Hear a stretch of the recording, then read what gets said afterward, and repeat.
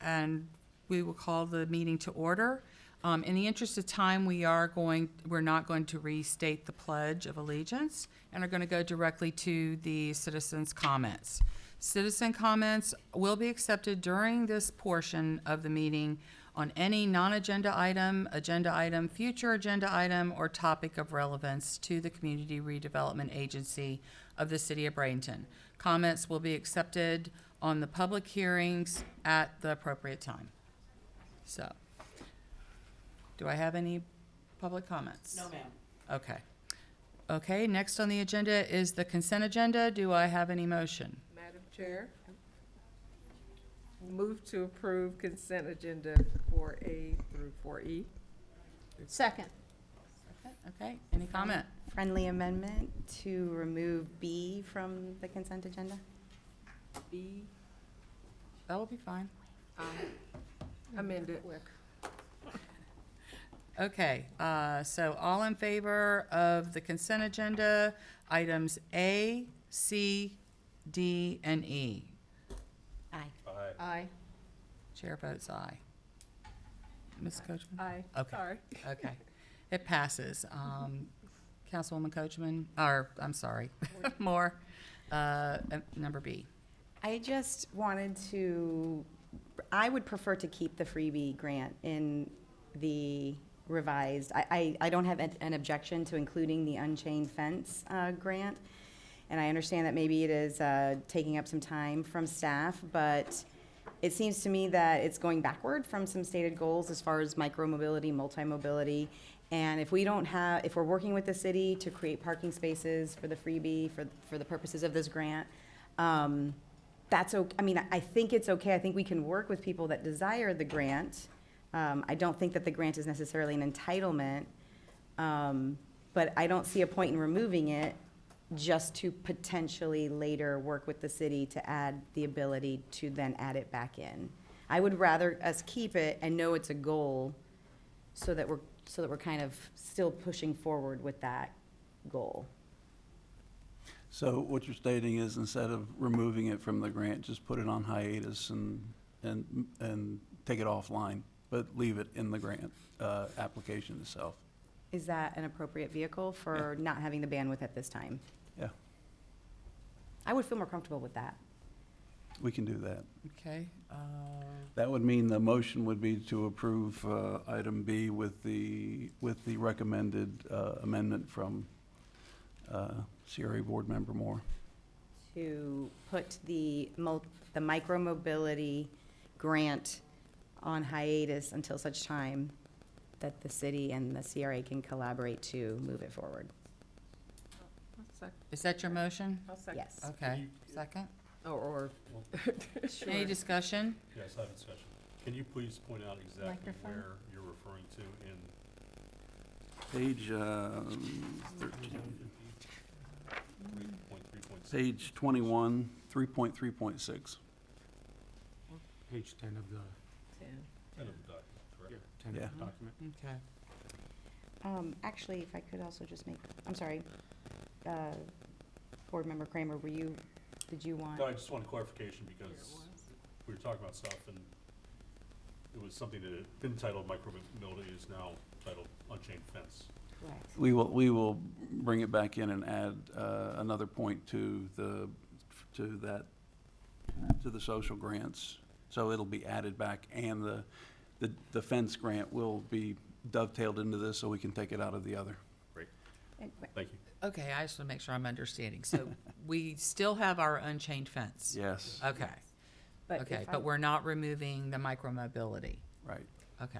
But before I actually make that motion, if I could pause that motion for a minute and ask you to also explain the city special grant in a little more detail. Yeah, the city special grant, we've had a number of requests from the city from time to time that actually comply with the redevelopment plan, and that's written into this new policy. It's a $10,000 grant that the city can apply for, as long as the work entailed is in the plan itself. So it's a $10,000, 100% grant. It basically gives us a method of keeping accountable for ourselves and for our annual report and for the auditor. Anytime the city comes forward and asks for money, a case in point were some bollards that needed to be placed downtown for a new restaurant that was going in. They were being placed on the city side of the street, so in the public realm. And we felt that that was appropriate. There are plenty of documentation in the plan talking about the improvements to the streetscapes and things like that of the city. So we went ahead and had actually wrote the grant application for the city administrator. He signed off on it. I signed off on it. It was less than $10,000, and we moved forward with it. This just codifies things like that. It puts it into the policy. So instead of, doing it that way, now we're doing it in a formal way, because one time is okay, 2 times starts you thinking, and 3 times you better put it into a policy. So it keeps it accountable, it keeps it transparent, and there's a paper trail. Yes. So do I hear you saying that this is available for city issues either outside of contiguous to the CRA boundary that are permissible? Within the CRA boundary and Has to inside be the within. CRA plan. So it has to still be within the boundary? Oh, yes, It cannot benefit, absolutely. even though the Yes. bollards potentially were on the other wrong side of the street? The only time you can leave the CRA boundary is if it's an enclave of an unincorporated area that's surrounded by the CRA, and you can show the benefit. That's in the statute also. We don't have any of those, so pretty much everything that we do with the city would have to be within the CRA boundaries. Yes, And the bollards were within the CRA boundary. yes. Yeah, oh, absolutely.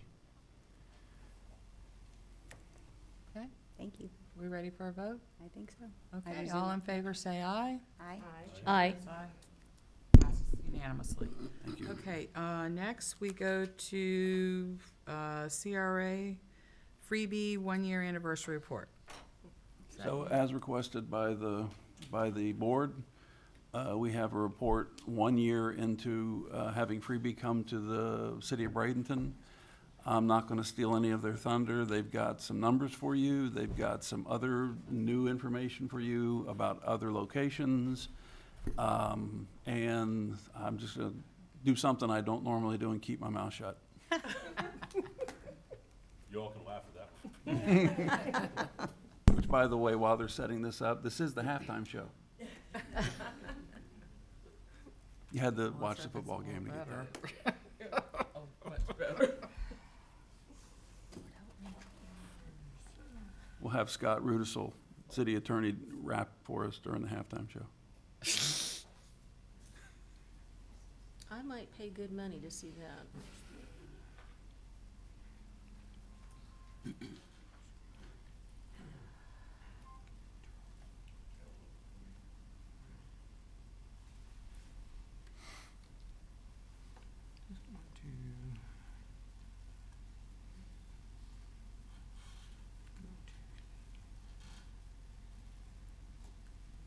Having issues with the screen mode.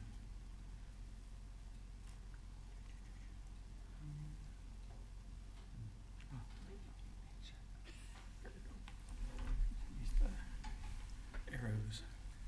Got it, thank you, sir.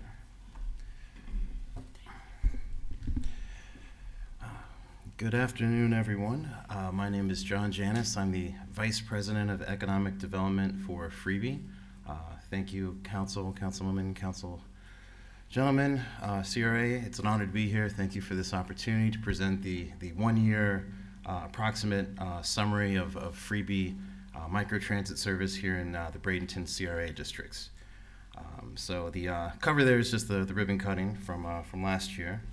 So let's get down into it, what the original goals of the program were, which were to introduce an innovative turnkey transportation solution that serves the city's residents, visitors, business employees by providing an easy connectivity to work, shopping, restaurants, events, nightlife access within the 3 Bradenton CRA districts. We are a transportation service, but we're very much focused on driving economic impact, delivering customers directly to the front door of local businesses, a feeder system, first and last mile for mass transit, to reduce, minimize vehicle emissions, promote a cleaner and greener environment, and to help make City of Bradenton a place where you can live, work, and play without the need of a personal vehicle. And as Bradenton continues to grow, that goal becomes more and more vital. Scope of service, we have the 3 CRA districts that we provide service to, Old Manatee, Village of the Arts, and downtown Bradenton. We operate 5 days a week, beginning at 10 a.m. every day. We go till 8 p.m. on Wednesdays and Sundays, 10 p.m. on Thursdays, a little bit later on midnight on weekends. It's a very good schedule. It's important to start at a consistent time. 3 ways to request a ride using the Freebie app. When I get to the data sheet, you'll see that's over 90%, I think about 95% of the requests come in through the Freebie app. People that do not use a smartphone or just don't feel comfortable with it can call. And then, of course, if anyone ever sees a freebie, they can just flag one down. Usually, I've driven a few thousand hours of freebie. I always know when I drop somebody off, if I look around, somebody there needs a ride somewhere. So it's always a good opportunity. High-level analysis. We're proud to share that ridership has grown over 500% from the first month of full service to the most recent month of service. Operating on a limited schedule with 3 vehicles, the program consistently achieves high demand and significant ridership month after month. Demand has been very consistent throughout the day and throughout each of the 5 days that we serve, which is good. If we ever experience like low peak times, and that's where we focus our marketing efforts accordingly. So we've done a pretty good job making sure it's consistent from open to close and every day. It's become an essential transportation solution for the city of Bradenton, seamlessly integrating into the regional transit network while driving economic growth and enhancing the overall community experience. With strong community support, increasing demand, the program is well positioned to continue to grow, further expanding the impact of mobility, accessibility, and economic development here in Bradenton. Here's the data. Here's kind of the juicy stuff. So this is a 1-year report. We've had over 21,000 passengers, which is amazing. 94% of the passengers have used the mobile app to request a ride. The other 6% were a combination of flag downs and phone calls, mostly flag downs though. But we do get a few people do call. I know because sometimes they get my cell phone number and they call me. But that's okay. I'm happy to take those calls. We also can track by zip code. So 82% of the riders are local versus 18% come from out of town. 56% are female versus 44% male. That's close to consistent with where we are company-wide. It's usually a little closer to 60% female. We credit that to the safety that we prioritize. So there's a little bit of a difference between, say, how Freebie operates in like an Uber and Lyft. Our drivers, which we call ambassadors, are full employees, not contractors. So there's a deeper dive with the background check, criminal background check, things of that nature, drug testing, and people see the same drivers over and over again, so they feel a little more comfortable and safer in the vehicles. So we're very proud of that stat. Average waiting time has been 20 minutes. That's within the range of what we consider a pretty good service. So typically we kind of say 15 to 20 minutes is like the sweet spot. So we're kind of like the high end of the sweet spot with waiting time because of the demand. User satisfaction's at 97.4%, which is great. That includes reviews for both the drivers and the service in general. And then the age demographic breakdown. You see there the bulk of the ridership is in the 21 to 34 age group, which actually skews a little bit younger than where we are in most towns. And then coming in second there, 35 to 50 at 29%, 51 and up 13.4%, and under 20, 12.5%. Ridership per CRA district, so we broke it down between Central, Tamiami, and Bradenton, and it came out almost identical in all 3 districts, which we were surprised to see. So I guess slightly more in the Central CRA, but pretty much even across the board there. So that was pretty cool to see. It was pretty cool to see. But that also goes to speak the volumes of the variety of people that ride Freebie. So some of the challenges of other public transit services is they attract only people that depend on the service and not people who choose to ride the service, or you could provide something that just kind of caters to certain groups. But Freebie really does attract everyone from the socioeconomic spectrum. So we're proud that that's a very balanced data output right there. Economic impact, you see the heat map there. So the red dots would be where people are traveling to the most. So again, that's pretty spread out. The ballpark is pretty popular.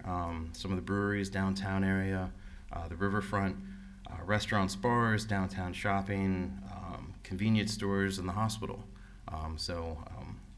That's always fun to look at the heat map, see where people are going to. But it's pretty spread out, so even beyond the hot spots, there's been very good activity. Local partnerships, I'll just briefly run through the titles here. Connections Made Easy. We go to as many of the local businesses as possible, communicate with them how their business can benefit, whether it's their customers getting to and from, maybe they don't have enough parking spaces there, maybe their customers don't have access to a personal vehicle, or getting their employees to and from, which is nice, especially on rainy days when people might be depending on bicycles or something else. We try to help make it easier for people to get out of their homes and get out into the communities, especially for seniors. We find that Freebie makes it fun to get out in the community, and I feel like more and more after COVID, people are like, I don't really want to bother leaving my home. So we try to make that fun again and get people out and about into their community around them. Staffing solutions, we take a lot of pride in our locals. We hired locally here, and people have grown up in this community, so that's very important as well. Here's an example of the partnership we offer with local businesses. So we have a directory, kind of a concierge guide on the Freebie app. So any local storefront within the 3 CRA districts is entitled to a complimentary profile on the Freebie app, which we're happy to set up for them. And they can also offer a deal to help incentivize business to come in. So I don't have the exact number, but I think we've set up maybe like 60 or 70 different business profiles, and we continue to expand the outreach there. Environmental impact, we've 64,000 vehicle miles traveled, which comes out to 26 metric tons of CO2 that have not been emitted out of the vehicles that otherwise would have been had we been driving internal combustion engine vehicles. So that's very important. And this is kind of interesting. So we're going to be launching service very soon in Palmetto, just across the Manatee River there. And the two services will be doing a pilot project with you. The two service zones will be combined. So this will be very exciting, especially in this case, because there's a lot of synergy between Bradenton and Palmetto. They have grocery stores. They have a convention center. You have a hospital. You have a downtown area. You have a ballpark. You both have restaurants. I think Bradenton has a few more. But there's a lot of synergy. There are people that live there that come over here to dine. There are people that live there that come over here to work, and vice versa. So this should be pretty exciting and really build a more robust economic development drive between the two cities, the CRAs and Freebie providing the service. So this is pretty exciting, and we're looking forward to launching this probably in the next 2 months, I think. Moving forward, as the program continues to grow, several considerations should be planned to ensure its long-term success and accommodate increasing demand. Community feedback has already highlighted interest in expanding the service to additional days of the week. Expanding the geofence beyond the CRA presents an opportunity to make it easier for residents to visit downtown. We have a technology feature where we can build like a service area within a service area. So for CRAs specifically, it's a way to get people to be able to travel from outside of the CRA into the CRA, but not provide them an opportunity to travel only outside of the CRA. So that way it falls within the guidelines of CRA funding. Delray uses that. There's a couple, Fort Pierce I think as well. A few CRAs use that feature. That way a lot of the people that need to go work or spend money in the CRA district, they reside outside of it, so it's a way to get people in, but still focusing the service on the purpose there. The demand's really, we would probably say at the max capacity of what we would consider acceptable. So, we would love consideration to expand the fleet at some point, maybe adding a vehicle or two and looking at the other days of the week as well. But it's been very successful, and I think the demand could be even much higher than what it is if we did add to the service. Combined with some marketing efforts, we think it would still reach max capacity pretty soon, shortly thereafter. That concludes the presentation. Thank you very much for sitting through that. Again, my name is John, and I'm here to answer any questions. Hey, does anybody have any questions? Josh? Thank you very much for the presentation. How many vehicles in Palmetto again? We're operating with 3 vehicles. Okay, so it'll be a circulation of 3 and 3. Yes. When we were leaving our luncheon today, a van drove through that actually is a disabled abilities van for freebie. I don't know if you can expand on that a little bit. Yes. I didn't know it was happening, so I was excited to see it. Oh, okay, of course. Well, being that we're a fully equitable service, it's important that we can accommodate everybody to ride freebie. So even though the general rotation of freebie are 3 Teslas, there is a backup spare vehicle. That was Cammie. She brought that out just for the luncheon, so that was kind of like an extra vehicle that just surfaced there for about a half an hour. But we always have an ADA accessible vehicle available. That way, if somebody has that need, of course, we asked for those people to give us a little bit of advance notice, maybe 30 minutes. But compared to paratransit, where sometimes you have to book it days in advance, we can take requests, wheelchair accessible rides 30 minutes in advance, and then the driver just switches out the Tesla for the minivan. It's not 100% electric, unfortunately. I believe it's a hybrid, but those advancements in electric vehicles are coming along. So if this were an area where we had daily rides that required a wheelchair accessible vehicle, then we have other vehicles that we could bring in that would be permanent in the rotation. But since here it's kind of more of an exception than like a daily, then it serves as a backup vehicle. It was very good to see, and it's always exciting to see it driving around town. Thank you. Oh, my pleasure. Thank you. Thank you. Yes. Councilwoman Moore? Thank you. If you all are interested, I will share some just boots on the ground. My family, several members of my family have used it and use it pretty regularly. I live just outside, as everyone here knows, in a neighborhood that is contiguous to the CRA but is not actually within it. So 2 points on that. Number one, what we have been doing is walking to a park. That is the actual line of the CRA, and then getting the freebie from there. And then also getting dropped off at the park and then walk. It's about 9 blocks. But I love this notion of maybe a thing within a thing, because that area, if you actually see it, the CRA line doesn't really make a whole lot of sense. The neighborhood is very much one area. So I would love to see us at some point can maybe kind of explore that. About the hours, I would be a fan of considering expanding them, primarily to catch that working in the morning. So the days that I struggle is right now we're currently sharing a car. And I'm the one that usually leaves the house last, but 10 is a bit late for me to actually get to work. So I would just throw in the back of your head, and everyone here, just my anecdotal observation that for people that whose jobs are a little bit more 9 to 5, that starting at 10 and also not having Monday and Tuesday is just something that my family currently has to like juggle and think about. The drivers have always been very personable and accommodating and polite. I've never struggled with a 20-minute wait line, so I don't know, that looked like an average, so that means some people are waiting longer. Maybe that's related to things like the ballpark, I would think, and maybe that's what's making that average seem so high. A couple of things about the app. If you are not within the time, if I'm forgetting that it's, 10 o'clock in the morning and I'm trying to get it at 9, it doesn't, it just tells you you're not in the service. It'll either tell you if you're not in the service area or if you're not in the service time.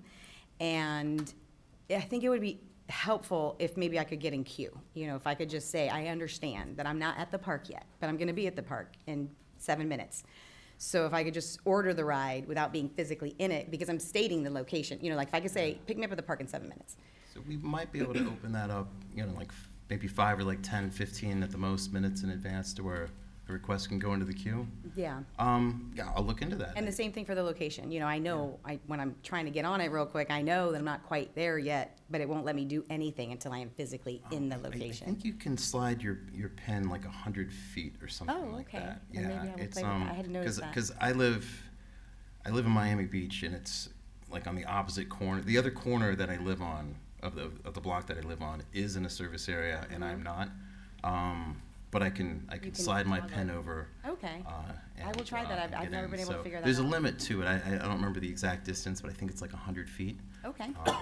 So, but yeah, try that. But the Q's really good feedback. I would imagine that's probably feedback I would get from a lot of other places. I did hear while I was here that there are people that would like to use the service, at 9 a.m. as well. But yeah, that's good feedback. I'll see if that's possible technologically. Probably is, and see if that's something that can fit into the operations. And I'll follow up. Great. And then the only other thing I was going to mention to us as the board is just something to think about, I think, going forward. This morning in our other meeting, we had someone, the Historical Village reference their interest in Fire Station number 2. And I'm not specifically talking about Fire Station number 2, old Fire Station number 2. But because my particular ward is the most eastern side, and it's primarily planned unit developments, and then you have to cross Braden River, and then you're in some of the oldest areas, and then that's like split down that middle is the CRA boundary. And to your point about encouraging people to get inside of the service area, or the area that we're trying to, revitalize, like downtown, I would love to be able to have my plan unit development people come into town, park somewhere, like the park, even though I don't know that we want to encourage that specific thing, but for example, that's why old Fire Station number 2 kind of comes to mind, because I believe that is within the CRA. So if a portion of that was parking, maybe there were like 4 spaces that people who are outside of the service area could just leave their car there and know that they're going to hop on a freebie. Park and ride. Right, exactly, like a park and ride. Yeah, those are just some we ideas. launched service in the city of Mount Dora a few months ago, and I think they have 13 surface lots, and it's really heavily focused towards people parking in those lots and then taking a ride to their final destination. Yeah. So yeah, that's certainly a feature. We have ways to feature the parking area as well on the app to help raise awareness of people having that option. Yeah, So just to get people down here without worrying about the parking and the traffic of course. Any other That's it. questions or comments? experience. Well, thank you. The only comment I might have is, we have renamed our 14th Street. It is now the Tamiami Trail. I'm gonna have a cuss jar up here pretty soon. It read 14th Street, but he said Tamiami. He did? Oh, good. Okay, good. Very good. But I only knew that because I met a lovely lady when I walked in, and she mentioned that, and I scratched my head for a Probably second. said, watch and out. So, but yeah, I just learned that when I walked in. Well, thank you. No, great job. And did you have something you wanted to say? I was just gonna say, I see freebie all the time going up and down my neighborhood street, and I love it, because it's really a benefit to have that there, because there's some people that really would not be as mobile without it. It's very true. Thank you. Thank you for saying that. Well, thank you. Thank you again for this opportunity. All right. Okay. Dr. Burton, I believe you're up next. Just a couple things. One, in the process of selling the 14th Street property, it was, I was surprised to find out it was a brownfield site that had not been remediated. We're in the process of moving that forward with the developer. Luckily, we have a developer that is experienced with brownfield sites. It will actually benefit, his project using the brownfield program. We solicited 2 consultants. One was a CCNA and the other was an attorney that is an expert at brownfields in the state of Florida.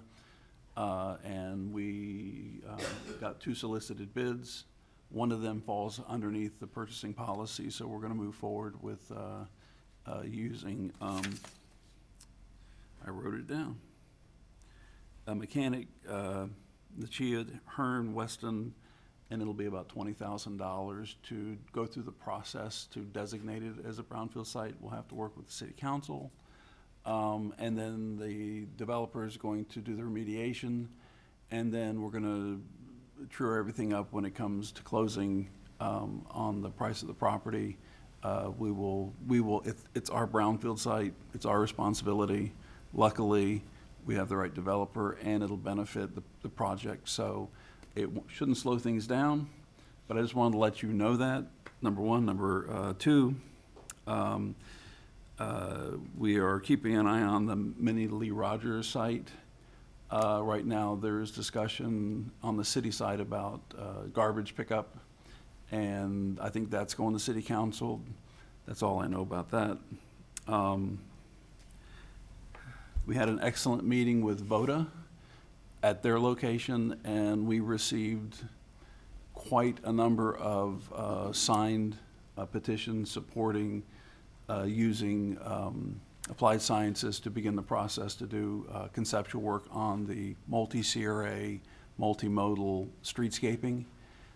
This includes tying the Lecom Field to the downtown and east to west using MLK. It's a multi-year process. We are targeting the financing with the state, which is 20-year, 1% money. And we will be bringing that to you. We're waiting for the final estimates from Applied Sciences to do the work for us. They are a CCNA, but when it comes time to do the actual engineering, we'll probably have to go through a more formal process. But for what we're doing now, which is to get all the ideas together, everything in order, everybody in agreement to move forward with that, we can use the CCNA as it stands. So you will be getting that at the next meeting, I think. And just want to let you know that. The SUFA signs, which there are 4, we are going to cancel that contract. Now is the time to do it. We really don't see the benefit to the CRA for it. It's not a big amount of money, but it's just, they're there. They don't get used very much. Nice idea, but it just didn't pan out. So we're going to eliminate that. 14th Street Village of the Arts green property. At the last meeting, short-term was brought up, getting something done short-term. In the discussion with the VODA folks, we talked about doing a prototype of the street parking, sidewalks, lighting, and some landscaping, and also some low-impact development like bioswales to collect stormwater on the green property around the perimeter. They were happy with that. They would love to see what that's going to look like, because the idea is to use that prototype in the rest of the Village of the Arts to increase the parking spaces for both the Village of the Arts and baseball. So we're moving forward with that with Applied Sciences. Chris and Todd met with Applied Sciences this month at the site to go over that. So we'll be getting an estimate from them to do that engineering work so we can move forward with that. We'll pay for that out of our own cash to get that work done. The Mineral Springs Public Art Project, it is moving forward. It's also moving physically, because to put it where it was originally going to go would mean that we would have to undo some of the work that has been done. So by moving it, we're going to make it so that nothing has to change with the existing park. It will be in a little bit different place. We'll show you that with some. But John Toddy, the architect, and Chris have been working on that. Just to let you know about that. We do have the numbers for the market analysis, and we will have that to you in the next meeting also. So all 3 CRAs will have the general market analysis done that we told you about, that gives you ideas. You can talk to the analyst, ask questions about what types of businesses, why businesses are coming, why they're not coming, and he will give you a fairly detailed report on that. Had a nice meeting with him last week going over some of the details of that. And then we are also working on the homesteaded, non-homesteaded statistics. The city has a consultant that they use. We contacted him. He's somebody that worked for me in the past, asked for that, and he's going to get us an estimate on doing that work. So you'll have that also, just to have an idea of what's homesteaded and what's not when it comes to residential in all 3 CRAs. That is what we have to report this month. I'm going to tell myself to be quiet now, because you got to get back to your other business. Any questions? As someone who had an office in that building on 14th Street, when we call it 14th Street, I'm going to be very interested in the results of that brownfield stuff. What we can tell you is we know that it is a kerosene tank. It's common. I have removed a ton of them in Palmetto. It's not a big brownfield. We will not be going after the tax credits, but we will be going after the sales tax on affordable housing materials, which will be significant to the development. It will be workforce housing, which qualifies, and a $20 million project, sales tax on that will be significant. An added benefit to the developer. So. Anything else for the good? Okay, we're adjourned. I will pass the gavel. Yeah, pass it on. Musical chairs again. That I'm in a.